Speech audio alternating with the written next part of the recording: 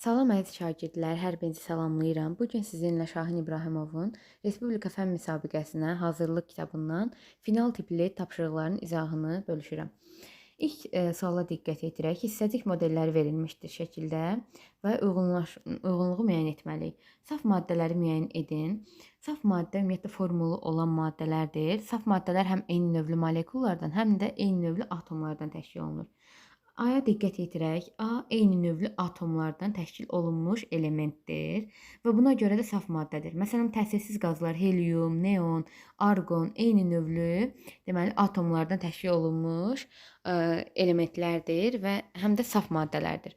B-yə diqqət yetirək. B də safdır. Niyə? Çünki B birləşmədir, düzdür? Amma müxtəlif növlü atomlardan əmələ gələn, deməli, məsələn, karbon O və yaxud da NO fərqli-fərqli biri ağ rəngdə, biri göy rəng olduğuna görə fərqli atomlardan əmələ gəlib və formulu olduğuna görə bu da saf maddə aid ola bilər. Y-yə baxaq. Y-də bizə 2 atomlu bəsit maddə verilmişdir. Eyni növlü atomlardan təşkil olunub. Məsələn, H2 ola bilər, 2 hidrogen atomu və yaxud da N2 ola bilər, 2 azot atomundan təşkil olunub. N. Düzdür, və yaxud da xlor 2 ola bilər. Deməli, bu da saf maddədir. A, B və Y saf maddələrə aiddir. Sonra yalnız birləşmələri müəyyən edin. Birləşmə nədir? Birləşmədə ən azı 2 müxtəlif element atomu olmalıdır. A-da bir növlü atomdur, A ola bilməz. C qarışıqdır. Baxın, C-də həm deməli kimyəvi element, bir atomlu kimyəvi elementlər var. Yaşıllara baxın, onlar bir atomlu kimyəvi elementdir. Göylərdəki, məsələn, necə deyim, eyni növlü atomlardan əmələ gələn, bəsit maddədir. Məsələn, H2 ola bilər, bu göylər, ikisi göy. Bu ağlardakı, hansı ki bəsit, məsələn, heliumdur. Bu bəsit maddə qarışığıdır. Hidrogen, helium qarışığı. Daha doğrusu element qarışığı. Hər ikisi elementdir. Bu C qarışıqdır. D-yə diqqət yetirək. D birləşmə element qarışığıdır. Məsələn, orada tək narıncılar var, tək atomlular. Onlar məsələn deyək ki, heliumdur. Tək atomlu. Biri narıncı, biri göy isə onlar birləşmədir. Məsələn, karbon O, NO müxtəlif atomlardan, rəngləri müxtəlif olduğuna görə müxtəlif atomlardan əmələ gələn birləşmələrdir. Bu birləşmədir, bu elementdir. Deməli, bu qarışıq olur birləşmə, element birləşmə qarışığı. Qarışıqlar dərsində var idi. Element qarışığı, element birləşmə qarışığı, bir də birləşmə qarışığı. Deməli, C və D qarışıqdır. Birləşmə ola bilməz. Y bəsit maddədir. Məsələn, H2 bayaq demişdik də, bu da birləşmə deyil.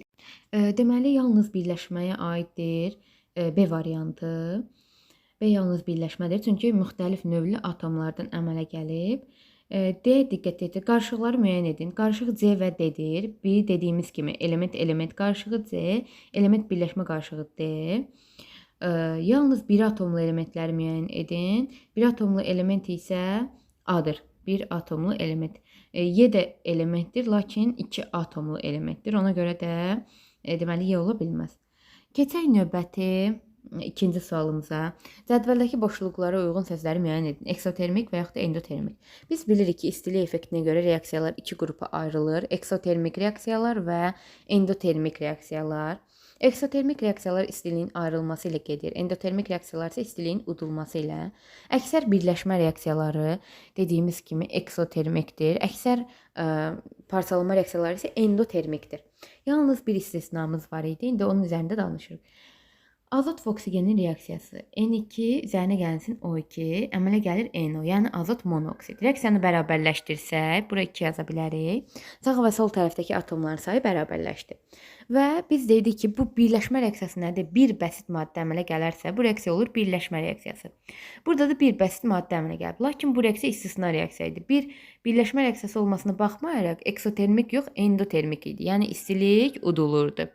Keçək növbəti ikinci reaksiyamıza. Azot və hidrogenin reaksiyası. Azot üzərinə gəlinsin, hidrogen əmələ gəlir, bilirsiniz ki, amoniak, yəni NH3. Reaksiya birləşmə reaksiyasıdır, istisnalıq yoxdur. Biz demişdik ki, əksər birləşmələr eksotermikdir, bir dənə azotun oksigen reaksiyasından başqa. Deməli, burada birləşmə reaksiyası olduğuna görə eksotermik, yəni istilik ayrılır. Keçək növbəti 3-cü sualımıza. Dihidrogen monoksid, yəni H2O, dihidrogen monoksid parçalanır hidrogenə və oksigenə. Baxın, bu reaksiya parçalanma reaksiyasıdır. Çünki bir maddə parçalanır, iki müxtəlif maddə əmələ gəlir. Bu əksər parçalanmalar demişdik nədir? Endotermikdir, yəni -Q. Keçdik digər reaksiyaya. Metanın oksigenlə reaksiyası. Oksigenlə reaksiyalar demək olar ki, əksərən yanma reaksiyasıdır və bütün yanma reaksiyaları da biz bilirik ki, eksotermik reaksiyalardır. Ona görə də istilik ayrılır. İstilik miqdarı ayrılır. Daha sonra deməli karbon dioksid üzərinə gəlsin su. Karbon qazı ilə su reaksiyası bu fotosintez reaksiyasıdır. Fotosintez reaksiyası zamanı istilik udulur. Reaksiya endotermikdir, -Q. Keçək növbəti suala. 5-ci sualda bizə temperaturun maddənin həll olunmasının temperaturdan asılılıq qrafiki verilmişdir. Buna əsasən x, y müəyyən edin və x və y sudan hansı üsulla ayıra bilərik? Deməli, biz demişik ki, suda həll olması temperaturdan kəskin olan maddələrə, məsələn, şəkəri nümunə gətirə bilərik. Duzun isə suda həll olması temperaturdan kəskin sürətdə asılı deyil. Hətta şəkər o qədər kəskin asılıdır ki, temperaturun təsirindən birbaşa kömürə, yəni qaralır, kömürə çevrilə bilir. Ona görə də x kəskin sürətdə asılı olduğuna görə x burada şəkərdir və biz də bilirik ki, şəkər su qarışığını kristallaşdırma üsulu ilə ayıra bilərik. Y isə duz ola bilər, xörək duzu. Duz su qarışığını da biz buxarlandırma üsulu ilə ayıra bilərik. 6-cı suala baxaq. 6-cı sualda bizə orta kütlə ədədi verilib. Neonun 2 izotopu yayılma faizlərini müəyyən edin. Deməli, ilk öncə bu xaç üsuludur. Əgər belə bir şey verilərsə, orta kütlə ədədini orta hissədə yazırıq. Hansı izotoplardan biz orta kütlə ədədini almaq istəyirik? 20 və kütləsi 20 və 22 olan izotoplardan. Deməli, bu zaman biz sağ və sol hissədə, yuxarı və aşağı hissədə 20-22 yazdıq. İndi diqqət yetirək. 20-dən çarpaz olaraq 20-20,2 hansı böyükdürsə, böyükdən kiçiyi çıxırıq. 20,2 20-dən böyükdür. 20,2-dən çıxıram 20-ni yazıram bu hissədə. Bərabər olur 0,2-yə. Burada da 22 böyükdür 20,2-dən. Ona görə də 22-dən 20,2-ni çıxıram. 1,8 yazdım bu hissədə. Düzdür? X nisbəti kimi yazında, yəni nisbət kimi. Bir dəfə, 9 dəfə. Deməli, 1x-in 9x-ə nisbəti kimi alınır. Bu da faizləri bildirir də. Faizlərin cəmi bizə nəyi verməlidir? 100-ü. 20-nin yayılma faizi 9x-dir. 22-nin yayılma faizi 1x-dir. Deməli, 20-nin yayılma faizi 9x-dir. 22-nin yayılma faizi isə x-dir. İndi bunların cəmi bizə 100-ü verməlidir. 9x üzərinə gəlsin x bərabərdir 100-ə. 10x bərabərdir 100-ə. X bərabərdir 10-a. Deməli, burada gətirib x-in yerinə 10 qoysam, 9 vurulsun 10, yəni 90%. Burada da x, yəni 10%. Düzdür? Bizə indi soruşur ki, bu izotopların yayılma faizi. 20-nin yayılma faizi 90%, 22-nin yayılma faizi isə 10%dir.